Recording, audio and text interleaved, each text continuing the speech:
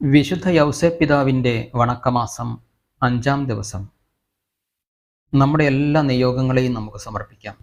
നമ്മൾ അനുഭവിക്കുന്ന എല്ലാ ശാരീരിക പ്രയാസങ്ങളെയും എല്ലാ രോഗാവസ്ഥകളെയും വിശുദ്ധ യൗസേപ്പ് പിതാവിന് മുമ്പിൽ സമർപ്പിച്ച് ഭക്തിയോടെ നമുക്ക് പ്രാർത്ഥിക്കാം. മഹാത്മാവായ മാർ യൗസേപ്പേ, പരിശുദ്ധ ദൈവജനനിയുടെ വിരക്ത ഭർത്താവായി ദൈവം അങ്ങേ തിരഞ്ഞെടുത്തത് മൂലം അങ്ങേക്ക് ലഭിച്ചിരിക്കുന്ന മഹത്വം എത്ര അഗ്രാഹ്യമാണ്. ഞങ്ങൾ അതിൽ സന്തോഷിക്കുന്നു. അങ്ങ് ആവശ്യപ്പെടുന്നതെല്ലാം നൽകുവാൻ സ്വർഗരാജ്ഞി ഒരർത്ഥത്തിൽ കടപ്പെടുന്നു.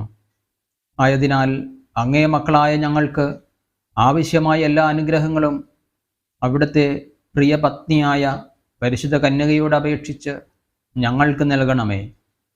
പരിശുദ്ധ കന്യകാമറിയത്തെയും അങ്ങയെയും സ്നേഹിക്കുവാനും അനുകരിക്കുവാനും ഞങ്ങളെ സഹായിക്കണമേ.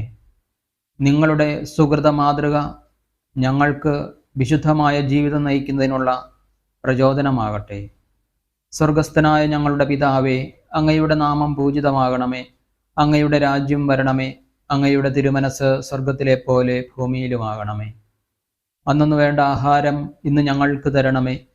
ഞങ്ങളോട് തെറ്റ് ചെയ്യുന്നവരോട് ഞങ്ങൾ ക്ഷമിക്കുന്നത് പോലെ ഞങ്ങളുടെ തെറ്റുകൾ ഞങ്ങളോടും ക്ഷമിക്കണമേ.